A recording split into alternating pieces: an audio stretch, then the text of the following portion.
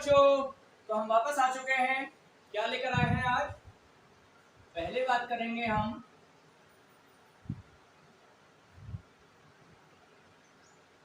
Dalton atomic theory के बारे में बात करेंगे आज, ठीक है। उसके बाद एटॉमिक मास के ऊपर थोड़ी सी बात होगी, बहुत छोटे छोटे पॉइंट हैं ये। एटॉमिक मास के ऊपर बात होगी। उसके बाद 5-5 मिनट की चीजें हैं ये। रिलेटिव एटॉमिक मास पढ़ेंगे क्या होता है।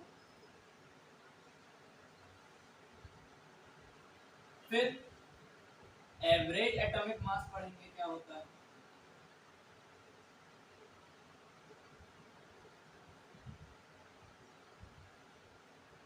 उसके बाद क्या आएगा हमारा, मॉलिक्यूलर मास आएगा।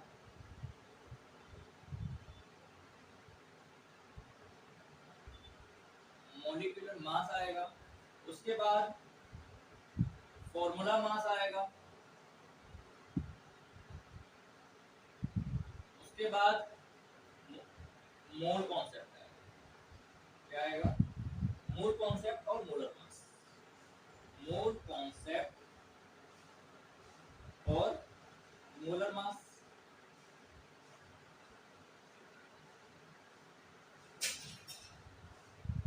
डरने की जरूरत नहीं है, छोटी छोटी चीजें हैं, 5-5 मिनट में खत्म हो जाएंगी। 3, 4, 5, 6, 7, 8 टॉपिक आज खत्म करेंगे। इसके ऊपर बीच में 2-4 अच्छे क्वेश्चन आएंगे तो क्वेश्चन कराएंगे। उसके बाद 10 क्वेश्चन की डीपीपी आपको यहीं व्हाइट बोर्ड पे मिल जाएगी। होगा क्या, एक क्वेश्चन आपके सामने आएगा, 15 सेकंड रुकेगा, आप उसका स्क्रीनशॉट लेना या उसे नोट कर लेना, रोक कर उसको सॉल्व करना, ठीक है। उसमें से उसमें हम टॉप पॉइंट बता देंगे क्या क्या जरूरी है, वो आपको सॉल्व करने हैं। और जो क्वेश्चन हम घर के लिए देंगे उन्हें हम अगले लेक्चर में सॉल्व करेंगे, ठीक है। तो बिना वक्त गवाए हुए स्टार्ट करते हैं। मेरा नाम है आकाश राजपूती, आपका हमारा प्यारा सा चैनल लर्न, ठीक है। क्या करेंगे, 2-4 अच्छे क्वेश्चन टॉपिक से रिलेटेड, 2-4 अच्छे क्वेश्चन होमवर्क के लिए, और डीपीपी मतलब आज के लेक्चर से रिलेटेड जितने भी अच्छे क्वेश्चन हैं वो आपको 10 क्वेश्चन इसमें दिए जाएंगे, वो आपको सॉल्व करने हैं। 10 क्वेश्चन हर 10 या 15 क्वेश्चन हर लेक्चर में दिए जाएंगे, तो आपको पूरा कॉन्सेप्ट तैयार हो जाएगा, ठीक है। चलिए तो स्टार्ट करते हैं डाल्टन एटॉमिक थ्योरी। इस सबको मिटा दूं, डाल्टन एटॉमिक थ्योरी आपकी यहीं आएगी।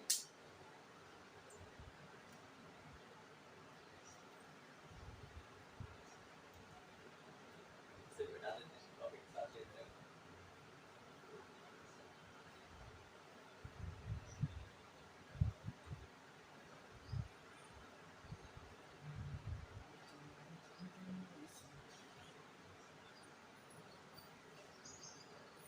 डाल्टन एटॉमिक थ्योरी क्या कह रही है, 1 2 ये रही आपकी डाल्टन। अब देखो ये क्या कह रही है। पहला पॉइंट इसमें लिखा है, elements are made of current extremely small particle called atom.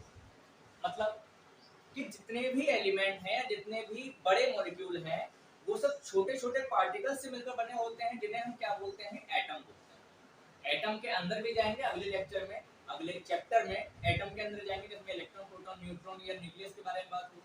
अभी क्या बात करते हैं कि जितने भी बड़े मॉलिक्यूल होते हैं वो सब छोटे छोटे पार्टिकल से मिलकर बने होते हैं, जिन्हें हम क्या बोलते हैं, एटम्स।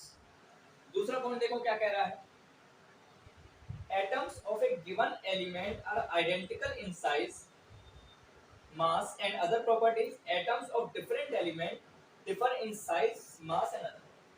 क्या कह रहा है कि अगर एक ही एलिमेंट आपने अलग अलग जगह पर रखा हुआ है तो उसकी जितने भी एटम्स होंगे उनकी सबकी प्रॉपर्टी, उनकी सबका मास, उन सबका साइज एक जैसा रहेगा। मतलब आपने सोडियम रखा, चाहे आप सोडियम अपने पास रखो चाहे आप कहीं और रखो, उसकी जितने भी एटम होंगे वो सब एक जैसे होंगे। जितने भी एटम होंगे वो सब एक जैसे साइज के होंगे, एक जैसे आकार के होंगे और एक जैसी उनकी प्रॉपर्टी होगी। जैसे सोडियम की प्रॉपर्टी है कि वो पानी में डालने पर जल जाता है, ठीक है। तो वही प्रॉपर्टी आपकी हर जगह रहेगी, चाहे आप इंडिया में हो चाहे आप अमेरिका में हो, प्रॉपर्टी हमेशा सेम रहेगी अगर एलिमेंट सेम है।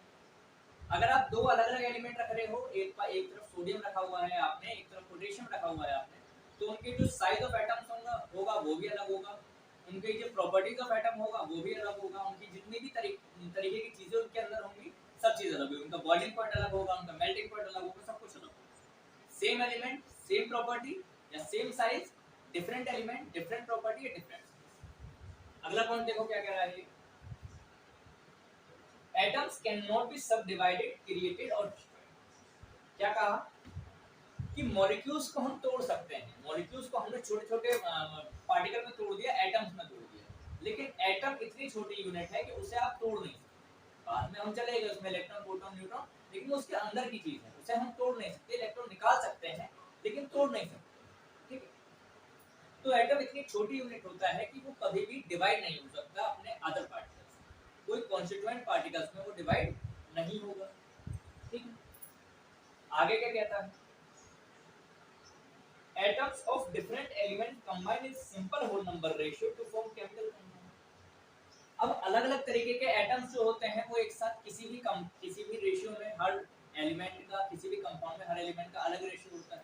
NaCl जुड़ेगा 1:1 के रेशियो में जुड़ेगा, MgCl2 जुड़ेगा 1:2 के रेशियो में जुड़ेगा, AlCl3 जुड़ेगा 1:3 के रेशियो में जुड़ेगा, ठीक है, या K2SO4 जुड़ेगा 1:4 के रेशियो में जुड़ेगा, वो कुछ भी हो, ठीक है। तो कोई भी दो एलिमेंट या तीन एलिमेंट आपस में जुड़ते हैं अपने पर्टिकुलर एक रेशियो के साथ और बड़े कंपाउंड बनाते हैं, बड़े मॉलिक्यूल बनाते हैं, ठीक है। अगला पॉइंट क्या कह रहा है,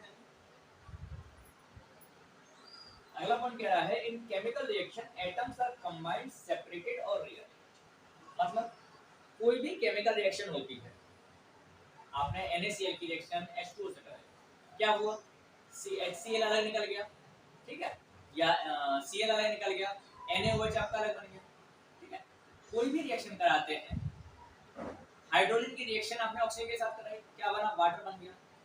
सोडियम की रिएक्शन क्लोरीन के साथ कराई, क्या बन गया, सोडियम क्लोराइड, नमक बन गया।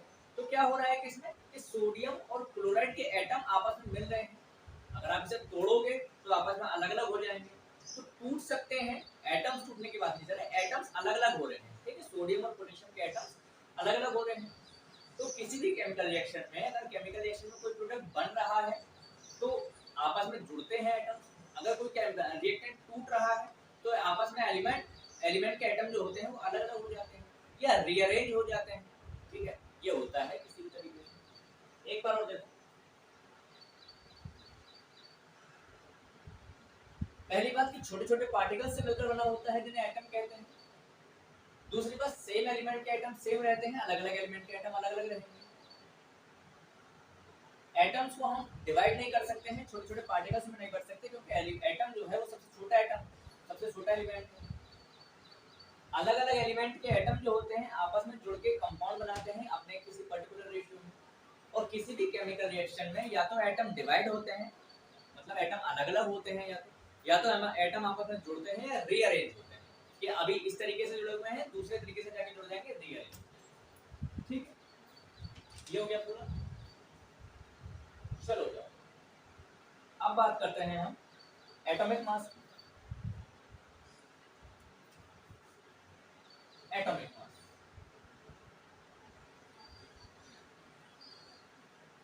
सीधी सी बात है कि किसी भी एटम का जो मास है वो एटॉमिक मास होता है, किसी भी एटम का जो मास है वो एटॉमिक मास होता है। एक AMU होता है, ठीक है, atomic mass unit, atomic mass unit, ठीक है। किसी भी एटम का जो मास है उसे एटॉमिक मास बोलेंगे, सीधी सी बात। दूसरा देखो क्या कह रहा है, रिलेटिव एटॉमिक मास।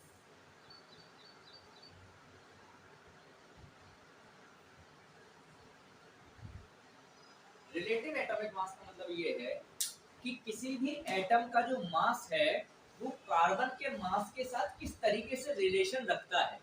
क्या समझे, कि रिलेटिव एटॉमिक मास का मतलब ये है कि किसी भी एलिमेंट का जो मास है, किसी भी एटम का जो मास है वो कार्बन के एटम के साथ किस तरीके से रिलेशन रखता है, वो देखना, रेशियो किस तरह का रखता है। फॉर्मूला क्या होता है, mass of atom of an element upon किस तरह का रेशियो रख रहे हैं, किसके साथ, 1/12 ऑफ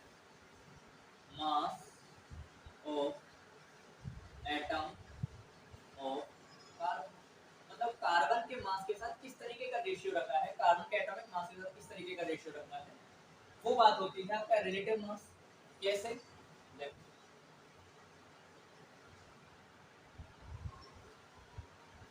जैसे हाइड्रोजन का जो मास आता है, क्या लिखा है 1.67,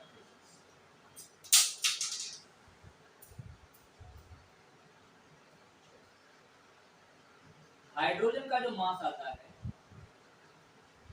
वो आता है 1.6736 इंटू 10 की पावर -24 ग्राम, या किलोग्राम में लिखना है तो -27 किलोग्राम।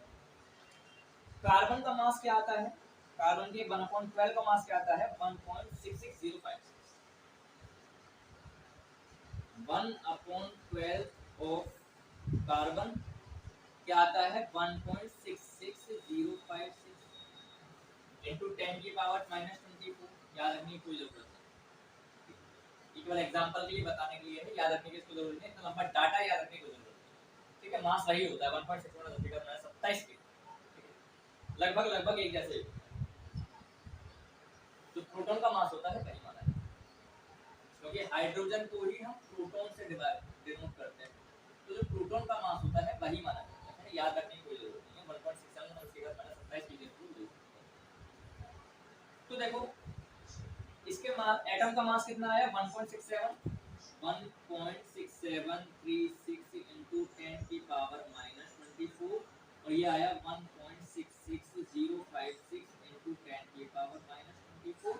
जब आप इसको डिवाइड करोगे तो ये लगभग आएगा 1.00794, यानी कि लगभग 1.008 मतलब हाइड्रोजन का जो मास माना जाता है, रिलेटिव मास, जो नॉर्मली हम मान सकते हैं कि हाइड्रोजन का मास 1 ग्राम होता है, मतलब 1 एएमयू होता है। यूज करने में तो 1 ग्राम लगता है जब कोई क्वेश्चन यूज करते हैं, लेकिन जो एटॉमिक मास होता है उसका 1 एएमयू होता है। लेकिन जब बिल्कुल पूरी तरीके से सॉल्व करके देखते हैं तो लगभग 1.008 एएमयू आता है।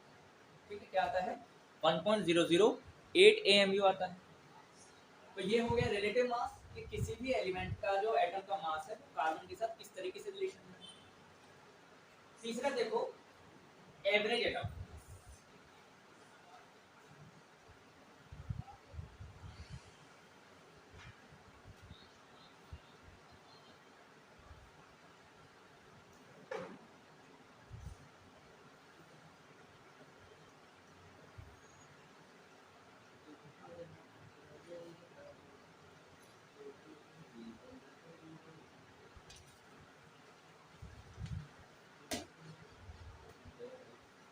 ठीक है, एवरेज एटॉमिक मास क्या आता है?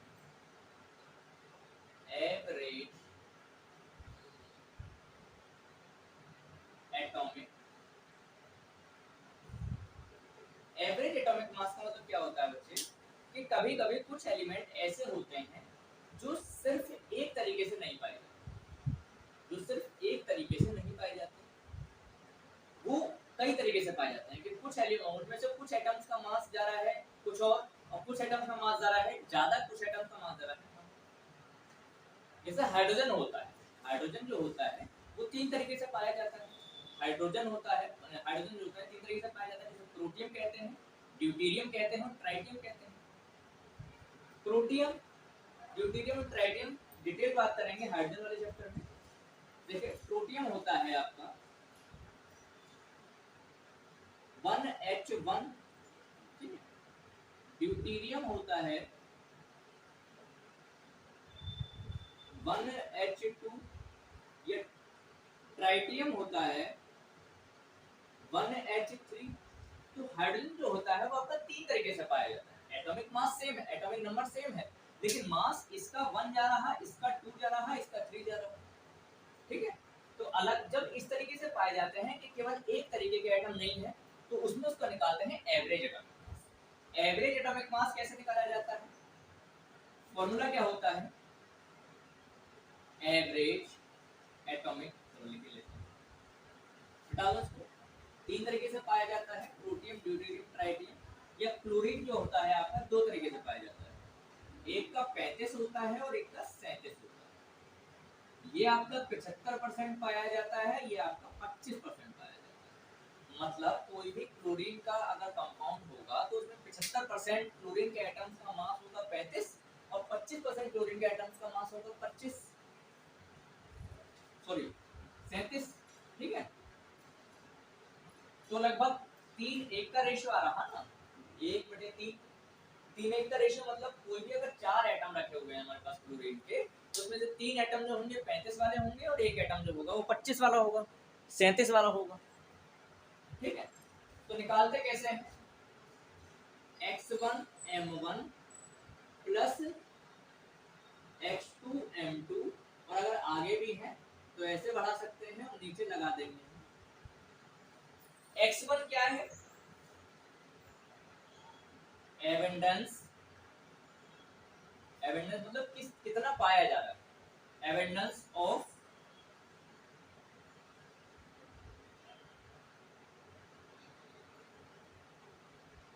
फर्स्ट मास बोल दो कि कितना पाया जा रहा है। x2 क्या है, abundance first type of atom,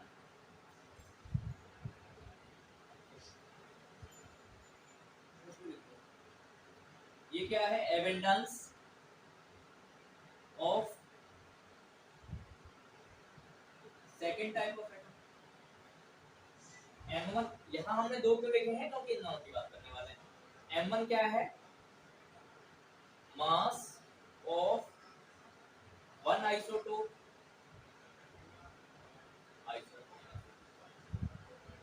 mass of one isotope. m2 क्या है, मास ऑफ सेकंड आइसोटोप, ठीक है। ज्यादा भी हो सकते हैं, कोई दिक्कत नहीं है। जैसा ऑक्सीजन में पाया जाता है 16, 17, 18 तीन तरीके से पाया जाता है। हाइड्रोजन में पाया जाता है प्रोटियम, ड्यूटेरियम, ट्राइटियम तीन तरीके से पाया जाता है। क्लोरीन में पाया जाता है 35, 37 दो तरीके से पाया जाता है। तो इसे निकालेंगे तो पहला कितना आ रहा, 75%, यानी कि 3 भाग आ रहे हैं, 3 का रेशियो। इसका मास कितना है 35, 1 का रेशियो, इसका मास कितना है 37 अपॉन 5 3 जा 15, 1 कैरी, 3 3 9, 1 10, 105 प्लस 37/100,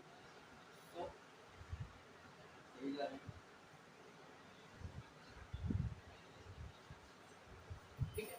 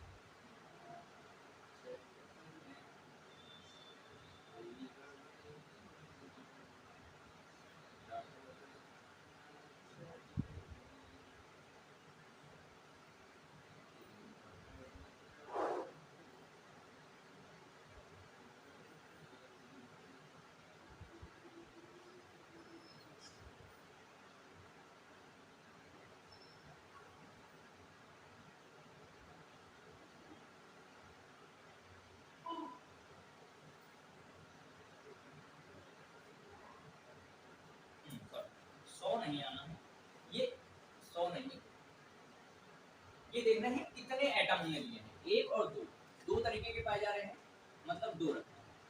हाइड्रोजन की बात करेंगे तो 3 रखेंगे, ऑक्सीजन की बात करेंगे तो 3, कितने तरीके के एटम हमने रखे, ठीक है, ये नहीं गड़बड़। तो 105 प्लस 37 कितना हो जाता है, 142/2,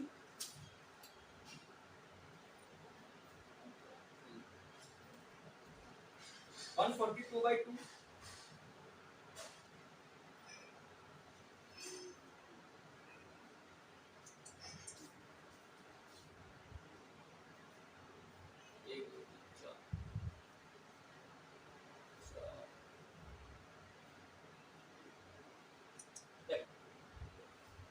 तीन भाग इसके हैं और 1 भाग इसका है, 4 हो रहा। अब मैं बताता हूँ कैसे क्यों रखोगे। देखो अगर 75% से रखोगे तो नीचे 100 भी रखा जाएगा, अगर रेशियो से रखोगे तो उतना रेशियो रखोगे तो दोनों का आ रहा है 4 4 4 4, तो ये आ जाएगा आपका 35.5। 100 वाला भी फॉर्मूला सही था, 100 वाला भी फॉर्मूला सही था, वो तब रखा जाता जब आप रेशियो की जगह पर डायरेक्ट परसेंटेज रखोगे ना, 35 × 75 प्लस 25 गुणा 37। तो जब यहाँ पर 100 रखोगे तो रेशियो सही आएगा, गलत नहीं था। बस ये था कि अगर आप डायरेक्ट परसेंटेज रख रहे हो तो नीचे 100 रखना है, अगर रेशियो में रख रहे हो तो ये देखना है कि दोनों मिला के कितने आ रहे हैं। ये 3 का रहा, ये 2 का रहा, तो 4 का, ये 5 का आता, ये 4 का आता, तो 9 रखते, जो भी रखते वो ऊपर से मल्टीप्लाई होकर अपने आप कट जाता है, वहां पे अपने आप आंसर लग जाता। नीचे 100 तब आता है जब परसेंटेज में। ठीक है, चलिए एटॉमिक मास हो गया, रिलेटिव मास हो गया और एवरेज। 100 वाला भी सही है कि परसेंटेज बता दो।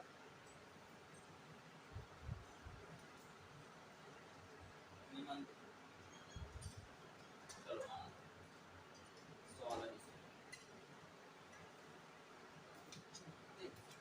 देखो 5 5 या 25 टू कैरी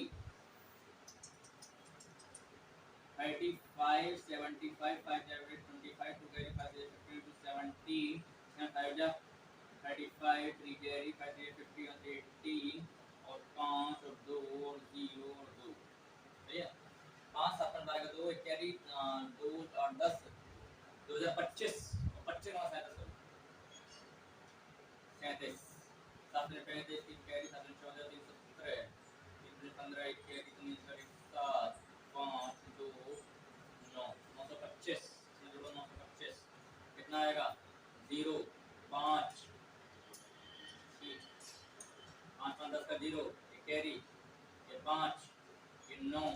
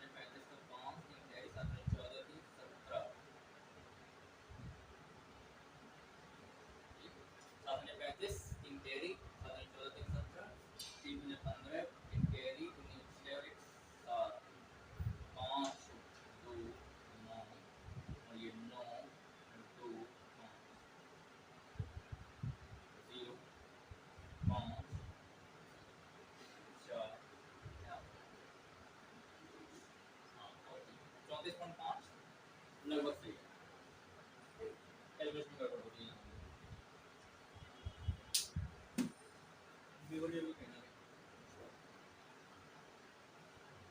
ठीक है, तो 100 रखना जब परसेंटेज आ जाए और रेशियो रखना जब नीचे 4 रखना हो, जितने भी रेशियो आपको जोड़ के लिखने हैं।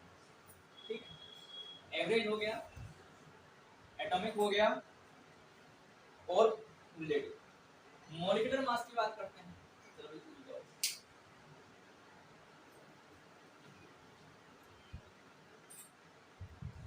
Molecular mass, molecular mass, molecular mass क्या होता है?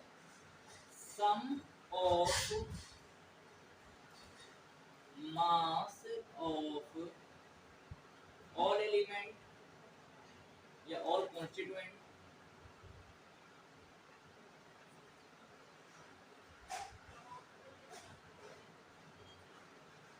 इन एनी कंपाउंड। ठीक है, मतलब मॉलिक्यूलर मास क्या होता है कि अगर हमारे सामने कोई कंपाउंड दिया हुआ है, उसके अंदर कितने एलिमेंट हैं, सबका मास अगर हम जोड़ देंगे तो उसे बोलते हैं मॉलिक्यूलर मास। कोई हमें कंपाउंड दिया हुआ है, सब उसके अंदर जितने भी एलिमेंट हैं उन सबको हम जोड़ दें तो उसे क्या बोलते हैं? मॉलिक्यूलर मास बोलते हैं। जैसे वाटर की बात करें, H2O होता है, दो मॉलिक्यूल हाइड्रोजन के। सबसे पहले लेक्चर में सबके मॉलिक्यूलर मास, सबसे पहले लेक्चर में बहुत सारे मॉलिक्यूलर मास, तो यहाँ दोबारा कराने की जरूरत नहीं पड़नी चाहिए, एक करा देते हैं। 2 इंटू 1.008, अभी देखो, प्लस 1 इंटू 16.00, क्या हो जाएगा ये 2.016 2.016 हो जाएगा 2016 प्लस 16.00, जिसको जोड़ोगे तो आएगा 18.0। ठीक, दोबारा करने की जरूरत नहीं है, पहले लेक्चर में बहुत सारे मॉलिक्यूलर मास कराए। तो मॉलिक्यूलर मास क्या होता है कि जब कोई भी एलिमेंट कई सारे एलिमेंट जोड़ के कोई भी कंपाउंड बनाते हैं तो सभी का मास जोड़ के जो मास आता है उसको बोलते हैं। आगे देखो, आगे क्या है हमारे पास formula mass.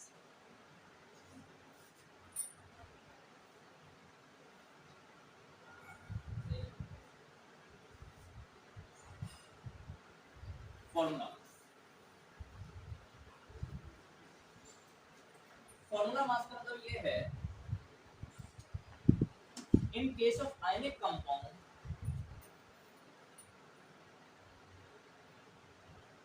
Formula in case of ionic compound, formula of the compound does not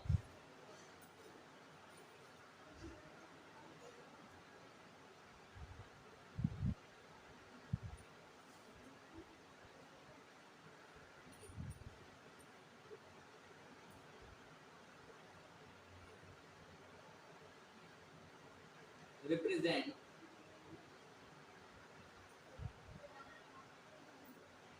compound does not represent its molecule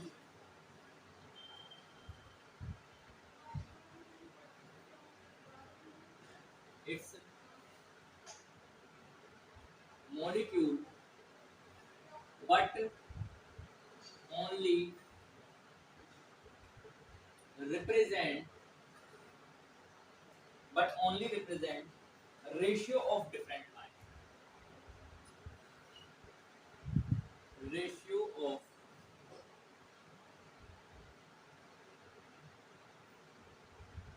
different ions। ठीक, ये क्या कह रहा है कि कभी कभी कुछ कंपाउंड ऐसे होते हैं जो देखने में हमें लगता है कि वो एक एक एटम से मिलकर बने, देखने में हमें लगता है कि वो एक एक के रेशियो में है, लेकिन जब हम उसके 3D स्ट्रक्चर में जाते हैं तो हमें पता चलता है कि वो एक ही एलिमेंट कई सारे एटम से घिरा हुआ है दूसरे एलिमेंट, और वो दूसरा एलिमेंट कई सारे एटम से घिरा हुआ है पहले एटम। क्या समझे? कभी कभी हमें बाहर से देखने में लगता है कि वो जो एलिमेंट या वो जो कंपाउंड हमारे सामने है वो उनका जो रेशियो है वो एक एक का है, लेकिन जब हम उसके 3D स्ट्रक्चर में जाते हैं तो हमें पता चलता है कि उसका एक एटम बहुत सारे दूसरे एटम्स के और उसका दूसरा एटम बहुत सारे पहले एटम के साथ जुड़ा हुआ रहता है।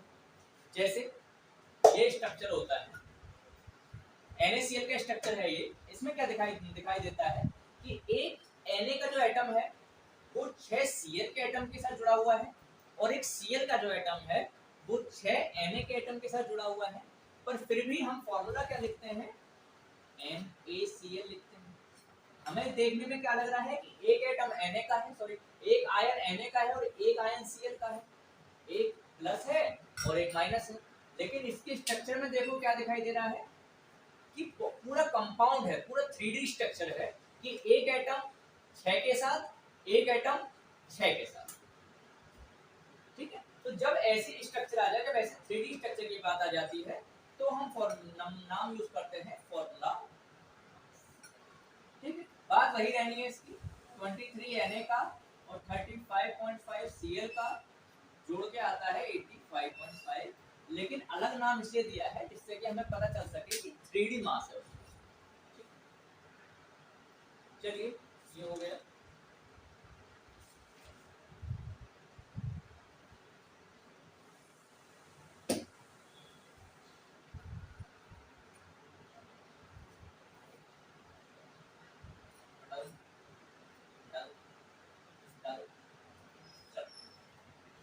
ठीक है, छोटा सा मूल कॉन्सेप्ट है।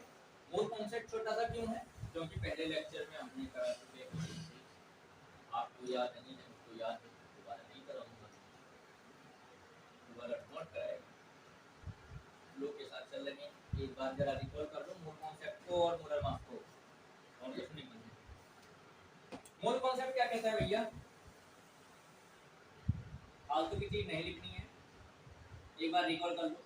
मोल कॉन्सेप्ट ये कहता है कि एक मोल वो डिफाइंड वैल्यू है जिसमें सभी एटम्स के लिए सेम एटम, सभी एलिमेंट्स के लिए सेम नंबर ऑफ एटम्स आते हैं, सभी कंपाउंड के लिए सेम नंबर ऑफ मॉलिक्यूल्स आते हैं, सभी गैसेस के लिए सेम नंबर ऑफ वॉल्यूम आता है, उसे हम बोलते हैं एक मोल।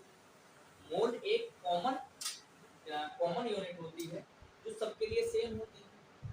अगर नंबर की बात करें तो मॉलिक्यूल्स हो, चाहे आयंस हो, चाहे इलेक्ट्रॉन हो, प्रोटॉन हो, न्यूट्रॉन हो, मैं हूं, आप हो, कोई भी, ठीक है। अगर जब भी हमें मोल आता है उसमें नंबर की बात करते हैं तो एक मोल के लिए नंबर क्या रखा जाता है, वो रखा जाता है 6.02 इंटू 10 की पावर 23। अब वो चाहे एटम्स हो, चाहे मॉलिक्यूल्स हो, चाहे आयंस हो, कुछ भी हो, अगर एक मोल आ गया है हमारे पास, हमने ये कह दिया, कोई किसी ने हमसे ये कह दिया है कि एक मोल एटम, मतलब हमारे सामने एक ही डिजिट आनी चाहिए 6.02 इंटू 10 की पावर।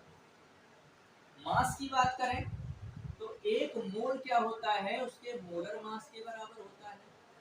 किसी भी एलिमेंट के एक मोल में कितना मास होता है, उसके मोलर मास यानी कि उसके एटॉमिक मास के बराबर होता है।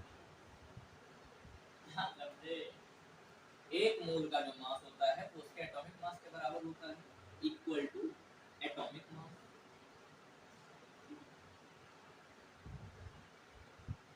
वॉल्यूम की बात करें तो एक मोल में जो वॉल्यूम आता है वो हमेशा 22.7 लीटर आता है, जबकि कंडीशंस हमारी एचटीपी हो यानी कि स्टैंडर्ड टेम्परेचर प्रेशर हो, या एनटीपी हो, नॉर्मल टेम्परेचर प्रेशर, ठीक।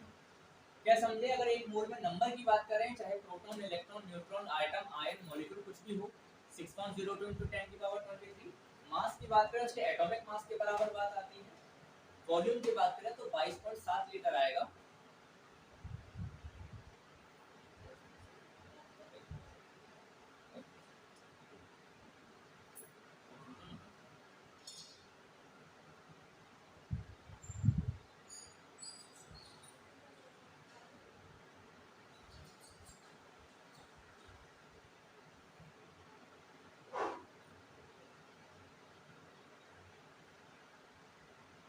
ठीक, 22.7 लीटर आता है।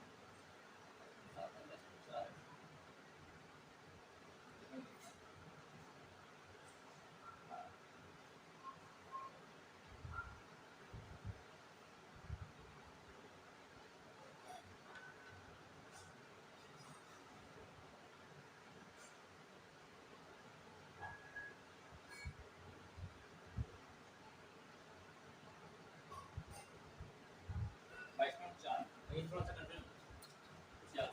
कंफ्यूजन, 22.4 लीटर, ठीक। एटम्स कितने, मास, एटॉमिक मास, मोल, लीटर, 22। मोलर मास की बात कर लो। मोलर मास क्या होता है, ये लिख चुके हैं वैसे भी। मोलर मास क्या होता है, सीधी सी बात है, एक मोल का जो मास होगा वो मोलर मास कहलाएगा। कम मोल की बात करोगे तो कम मोलर मास हो जाएगा, उसके एटॉमिक मास से उसका मोल को डिवाइड कर दोगे। दो क्वेश्चन कर लो इसके ऊपर, फिर देते हैं आपको पढ़िए। दो क्वेश्चन कर लो, दो क्वेश्चन करके लिए कल कल कल कल कल कल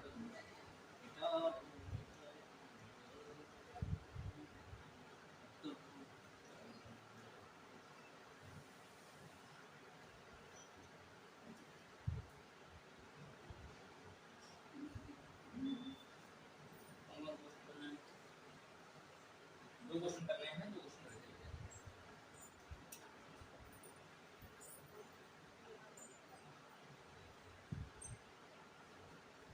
क्वेश्चन नंबर 1 देखो, calculate mass of one atom of nitrogen, of one atom of nitrogen। अब देखो यहाँ पे मोल कॉन्सेप्ट लगेगा, मोलर मास लगेगा, क्या समझ नाइट्रोजन क्या होता है 7n14 होता है, ठीक, यानी कि इसके एक मोल में कितना मास आ जाएगा, उसके मोलर मास के बराबर, एटॉमिक मास के बराबर, यानी कि एक मोल बराबर 14 ग्राम। अब एक मोल में एटम्स कितने बताए, 6.02 इंटू 10 की पावर 23, यानी कि 6.02 इंटू 10 की पावर 23 एटम्स का जो मास आ रहा है वो 14 ग्राम आ रहा है। पूछा कितने का है, एक एटम का मास पूछा है, तो अगर इतने से इतना आ रहा तो एक एटम में कितना आएगा, 14 गुणा 1 डिवाइड कर देना 6.02 इंटू 10 की पावर -23, आंसर आपका आ जाएगा। इसको सॉल्व कर लेना, आंसर आएगा लगभग आएगा 2.32 इंटू 10 की पावर इक्वल टू 2.32 इंटू 10 की पावर -23। मूल कॉन्सेप्ट लग गया कि एक मोल का मास कितना है इसके एटॉमिक मास के बराबर, एक मोल में एटम्स कितने आते हैं, इतने, एक एटम का मास पूछा है, इतने एटम में इतना मास, तो इतने एटम में कितना मास। इसे हम बोलते हैं यूनिटरी मेथड, बोलते हैं यूनिटरी मेथड। जब ये बात आ जाती है ना इतने में इतना, तो इतने में कितना, ठीक है, इतने में इतना, तो इतने में कितना, उसे बोलते हैं यूनिटरी। ठीक, आगे चलो एक और क्वेश्चन करो, फिर दो क्वेश्चन करें।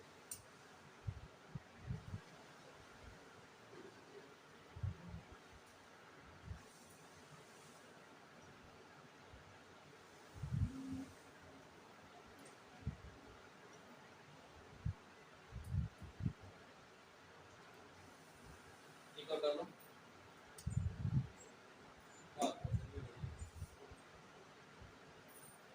Calculate mass of one molecule of CH, यानी कि मीथेन। मीथेन के वन मॉलिक्यूल को पूछा है, एटम का नहीं पूछा। अब देखो वन मॉलिक्यूल मतलब पूरा का पूरा CH4 मॉलिक्यूल, इसके अंदर एटम कार्बन के भी हैं, हाइड्रोजन के भी हैं, लेकिन बात कहाँ आ रही है, पूरे के पूरे मॉलिक्यूल की बात आ रही है। तो इसके एक मोल में कितने मॉलिक्यूल होंगे, क्या बताया था मैंने कि चाहे एटम हो, चाहे atom, proton, neutron, electron, ion, molecule कुछ भी हो, रहेगा कितना, 6.02 इंटू 10 की पावर 23। तो कितने आ रहे हैं, इतने आ रहे हैं। अब एक मोल का मास कितना है, 12 4 16, 12 प्लस 4 बराबर 16 ग्राम, समझ गए। तो देखो 6.02 इंटू 10 की पावर 23 का मास आ रहा है हमारे पास 16 ग्राम। तो कितने मॉलिक्यूल का पूछा है, एक मॉलिक्यूल का पूछा है, एक मॉलिक्यूल का कितना आएगा, एक मॉलिक्यूल का कितना आएगा, 16 गुणा 1 अपॉन 6.02 इंटू 10 की पावर -23। सॉल्व करोगे इसको, आंसर आएगा इसका 2.65 का, क्या आएगा, लगभग 2.65 इंटू 10 की पावर -23। यहाँ इस तरह से लगता है मोल का। तो क्वेश्चन घर के लिए और फिर डीपी, दो क्वेश्चन घर के लिए और फिर DPP. T T T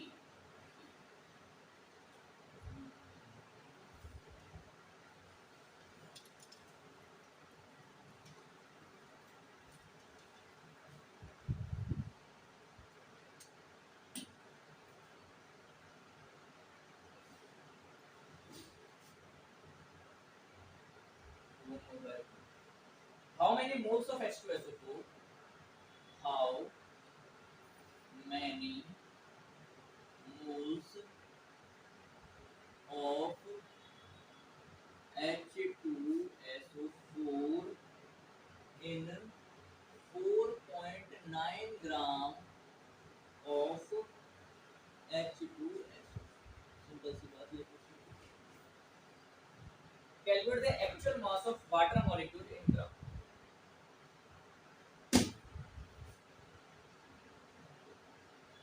calculate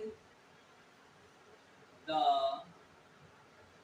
actual mass of water molecule इन, ठीक है। ये दो क्वेश्चन देखने हैं। वाटर का होता है कितना, 18 होता है मोलर मास, और हाइड्रोजन सल्फ्यूरिक एसिड का जो मास होता है वो होता है 98 ग्राम। ये मैंने आपको हिंट दे दिया है। बाकी आप अपने आप देखो, इन दोनों को सॉल्व करो, बाकी अगले लेक्चर में सॉल्व करा देंगे अगर जरूरत पड़ेगी तो। इसे मिटा दूं, फिर 5 मिनट में आपके 10 क्वेश्चन अच्छे डीपीपी मिटा दूं।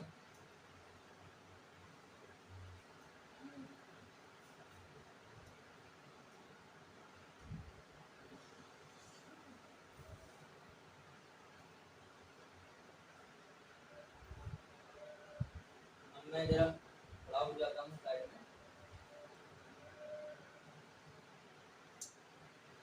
क्वेश्चन आते रहेंगे, 2 मिनट में आपके क्वेश्चन पूरे हो जाएंगे। 2 मिनट, 2.5 मिनट, 3 मिनट में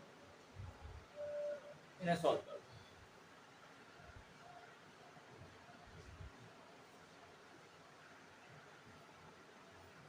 लेकिन मैं खड़ा ही हो जाता हूँ। खड़े होने से क्या होता है कि फोकस लेता है, ठीक है। लेते अगर मैं खड़ा जाता हूँ ना तो फोकस छूट जाता है। इससे पर इसको ज़्यादा कैमरा कहता है कि अगर आप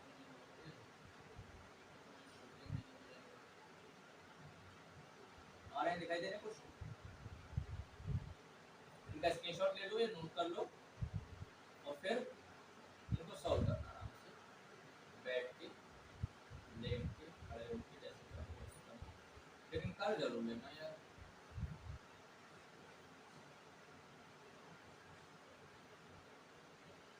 बताऊंगा कुछ नहीं, मैं मुझे नहीं पता कौन सा क्वेश्चन है, तो बाद में लगेंगे।